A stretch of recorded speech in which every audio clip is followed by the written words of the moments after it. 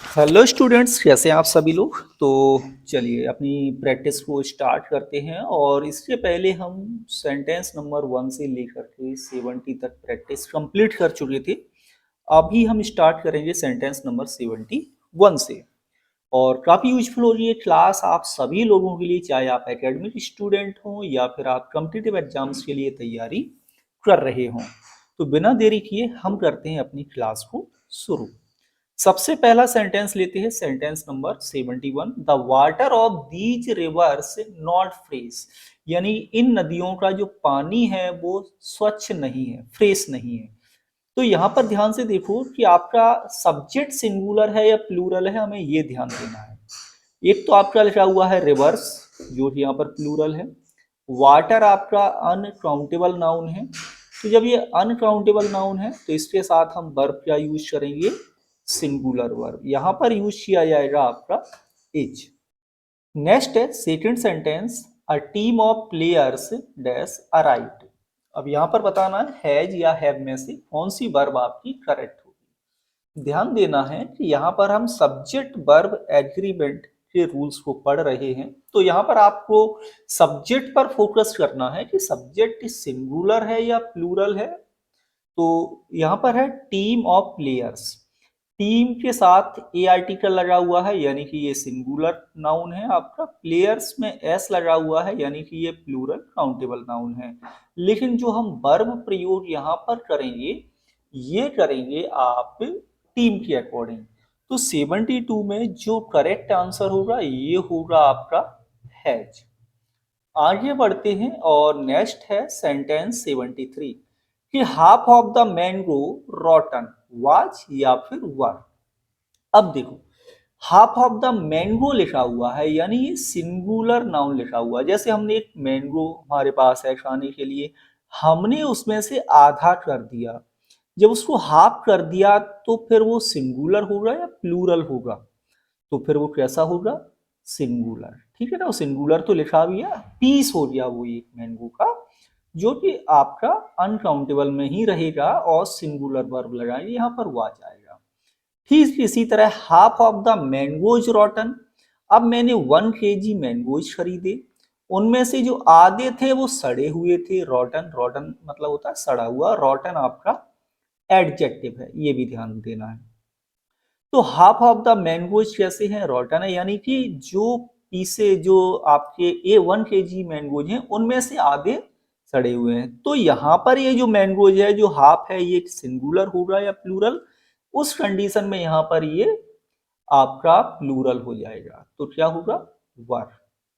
Next है your trousers new, यानी आपका जो ट्राउजर है वो कैसा है, न्यू है। इज या फिर आर क्या लगाएंगे 75 में। तो 75 में देखो, कुछ वर्ड दिखने में प्लूरल होते हैं, नियम है। कुछ वर्ड दिखने में प्लूरल होते हैं, उनके साथ एस लगा होता है और उनके साथ वर्ब भी आपकी प्लूरल ही प्रयोग की जाती है। ट्राउजर्स के साथ हमेशा आपको प्लूरल वर्ब ही लगाना है। आप इसमें से सोचो कि हम इसको एस हटा दे तो सिंगुलर हो जाएगा, फिर ये गलत हो जाएगा। हाँ, आप इसको सिंगुलर बना सकते हो अ पेयर ऑफ ट्राउजर के माध्यम से, इस तरह से। ठीक है। तो लेकिन इस सेंटेंस में अभी आपको क्या लगाना है, प्लूरल वर्ब का प्रयोग करना है 75 में। आगे देखिए, अभी मैं आपको बता रहा था वही लिखा हुआ है, a pair of trousers been sewed. Sewed मतलब होता है सिलना, किसी के द्वारा सिला गया है। हैज या फिर हैव 76 में क्या आएगा। अब यहां पर देखो, अ पेयर आपका सिंगुलर है, ट्राउजर्स प्लूरल है, वर्ब आएगी सिंगुलर के अकॉर्डिंग, और यहां पर हम प्रयोग करेंगे हैज। यदि यहाँ 2 पेयर्स लिखा होता फिर प्लूरल यूज करते, या ओनली ट्राउजर्स लिखा होता तब भी आप प्लूरल वर्ब का ही प्रयोग यहाँ पर करते। नेक्स्ट है 77, the people of my village dash laborious, यानी मेरे गांव के जो लोग हैं वो मेहनती हैं, हार्ड वर्किंग है। लेबोरियस आपका क्या है, एडजेक्टिव है। पहचान सकते हो कि वर्ड के अंत में ओ यू एस सफिक्स लगा हुआ है, ये आपका एडजेक्टिव होता है। इज या आर में से बताना है। अब पीपल आपका प्लूरल नाउन है, विलेज सिंगुलर नाउन है, वर्ब प्लूरल नाउन के अनुसार यहां पर हम प्रयोग करेंगे।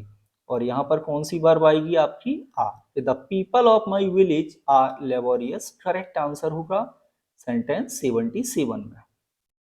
78 है a number of students dash come, यानी कई विद्यार्थी आ रहे हैं। अब a number of students, students plural noun है, लेकिन अ नंबर भी प्लूरल ही होता है और इसके साथ हम प्लूरल वर्ब का प्रयोग करते हैं। तो 78 में राइट आंसर क्या यूज करेंगे आप, तो यहां पर हम प्रयोग करेंगे हैज।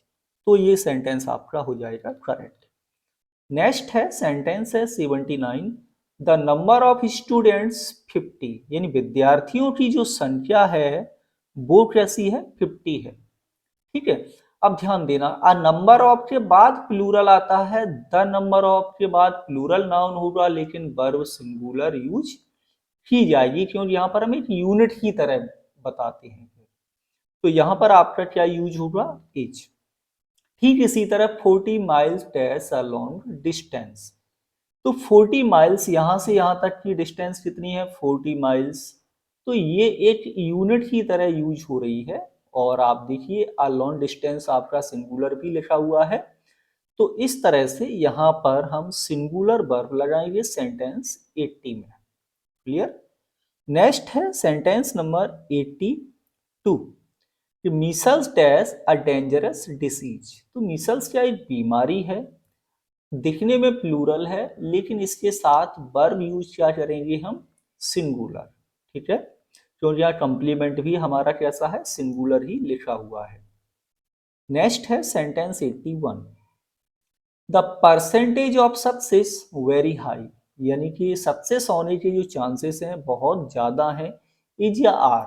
अब परसेंटेज आप देख लो सिंगुलर है या प्लूरल, सक्सेस देख लो सिंगुलर है या प्लूरल। तो क्या यूज करेंगे, परसेंटेज के अनुसार यहाँ पर सिंगुलर प्रयोग की जाएगी। ठीक है, क्योंकि आपका प्लूरल वर्ड नहीं है। नेक्स्ट है द पुअर डैश लेबोरियस, यानी गरीब लोग मेहनती होते हैं, इज या आर में से राइट बताना है। वैसे तो पुअर आपका एडजेक्टिव है, लेकिन एडजेक्टिव से पहले आप डेफिनेट आर्टिकल द लगा देते हो तो वो होल कम्युनिटी को रिप्रेजेंट करता है। तो यहाँ पर द पुअर का मतलब हो गया पुअर पीपल, ठीक, जो कि प्लूरल है, और इसलिए यहाँ पर हम प्लूरल वर्ब यूज करेंगे। The poor are laborious, correct answer होगा सेंटेंस 83 में। नेक्स्ट है सेंटेंस 84, कि many a criminal been arrested, has या फिर है, क्या लगाएंगे 84 में, तो ध्यान दें मैनी जो डिटर्मिनर है इसके बाद आपका प्लूरल काउंटेबल नाउन आता है और प्लूरल ही वर्ब आती है। लेकिन यदि मैनी के बाद आर्टिकल ए या एन लगा हो तो फिर इसके बाद सिंगुलर नाउन आता है और सिंगुलर वर्ब आती है, ये ध्यान देना है। तो मैनी के बाद ए आर्टिकल, क्रिमिनल सिंगुलर, फिर यहाँ पर हम वर्ब प्रयोग करेंगे सिंगुलर, क्या यूज हो जाएगा, हैज। तो many a criminal has been arrested, right answer होगा यहाँ पर।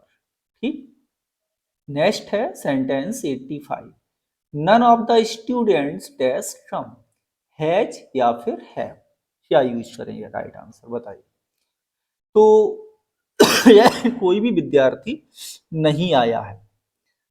अब कोई भी नहीं आया है इसका मतलब हुआ यहाँ पर हम यूज करेंगे वर्ब सिंगुलर हैज। क्लियर।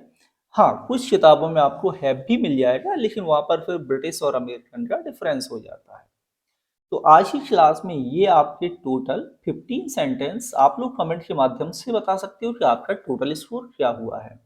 जो भी आप लोगों के डाउट्स हो तो आप लोग कमेंट के माध्यम से जरूर बताइए, और क्लास अच्छी लगी हो ना तब भी आप कमेंट जरूर करें। और मिलेंगे आप लोगों से अगली क्लास में। अभी तक इंग्लिश पॉइंट का ऐप डाउनलोड नहीं किया हुआ हो तो इंग्लिश पॉइंट का ऐप जरूर डाउनलोड कर लें। Thank you for watching.